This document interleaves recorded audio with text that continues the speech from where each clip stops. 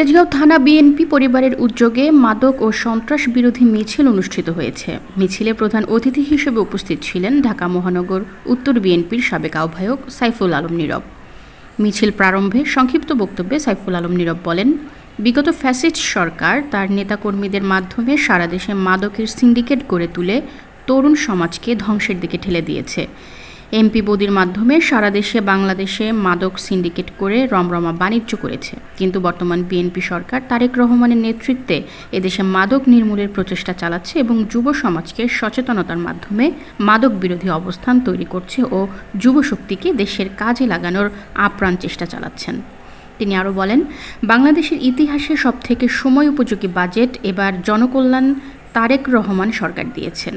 সাইফুল আলম নীরবের নেতৃত্বে মিছিলে উপস্থিত ছিলেন ঢাকা মহানগর উত্তর বিএনপির সাবেক সদস্য মোহাম্মদ আলী, ঢাকা মহানগর উত্তর স্বেচ্ছাসেবক দলের সাবেক সহসভাপতি বাসেদ, তেজগাঁও থানা বিএনপির যুগ্ম আহ্বায়ক তরিকুল ইসলাম বাহলুল, মুজাহিদুর রহমান, ভিপি দুলাল, ২৬ নং ওয়ার্ড কাউন্সিলর পদপ্রার্থী কামাল মাহমুদ, তেজগাঁও থানা যুবদলের জালাল মোল্লা, ২৬ নং ওয়ার্ড যুবদলের শাহিন সুমন, তেজগাঁও থানা স্বেচ্ছাসেবক দলের জুয়েল, তেজগাঁও থানা ছাত্রদলের আক্তার রাজন সহ বিভিন্ন অঙ্গ সহযোগী সংগঠনের নেতাকর্মীবৃন্দ। মিছিলটি তেজগাঁও বিজ্ঞান কলেজের সামনে থেকে শুরু হয়ে বিভিন্ন সড়ক প্রদক্ষিণ করে নাবিস্কো গিয়ে শেষ হয়।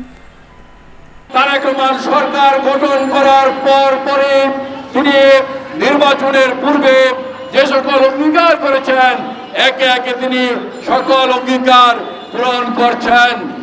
তিনি গত কয়েকদিন আগে এই সরকার প্রথম একটি বাজেট দিয়েছে। আপনারা দেখেছেন বাংলাদেশ সৃষ্টির পরে সবচেয়ে সুন্দর বাজেট, যেই বাজেটের মধ্যে কেউ কোনো কথা বলতে পারে নাই।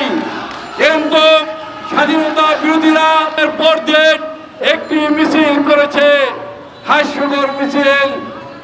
বিড়ির দাম, সিগারেটের দাম বাড়লো কেন, মদের দাম বাড়লো কেন, তারেক রহমানের জবাব চাই। আজকে জামাত কোনো ইস্যু পায়নি, তারা কোনো কথা বলতে পারেনি। এ কারণেই তারা কেন মদের দাম বাড়লো, কেন সিগারেটের দাম বাড়লো, কেন বিড়ির দাম বাড়লো, তার জবাব চাই তারেক রহমানের কাছে। আমরা পরিষ্কার ভাষায় বলতে চাই, এই মদের দাম, সিগারেটের দাম, বিড়ির দাম আরো বাড়ানো উচিত ছিল, মানুষের জন্য কিনতে না পারে, মানুষজন এগুলা সেবন করতে না পারে। তাই আজকে বলতে চাই, এই স্বাধীনতা বিরোধীরা যেমনি ভাবে স্বাধীনতা যুদ্ধের সময় এদেশের মানুষের বিরুদ্ধে ছিল, আজকে তারা এই দেশের মানুষের বিরুদ্ধে, এই সরকারের বিরুদ্ধে নতুন করে চক্রান্ত এবং ষড়যন্ত্র শুরু করেছে। আমরা সবাই মিলে ঐক্যবদ্ধভাবে আজকে স্বাধীনতা বিরোধীরা যে চক্রান্ত করছে, যে ষড়যন্ত্র করছে, আমরা সবাই মিলে তারেক রহমানের হাতকে শক্তিশালী করে সকল চক্রান্ত ষড়যন্ত্র প্রতিহত করব, সেই আহ্বান জানাচ্ছি। আমরা তারেক রহমানের নেতৃত্বে এই দেশকে সামনের দিকে এগিয়ে নিয়ে যাব। আমরা তারেক রহমানের নেতৃত্বে এই দেশকে পৃথিবীর বুকে মাথা উঁচু করে দাঁড়া করবো ইনশাআল্লাহ।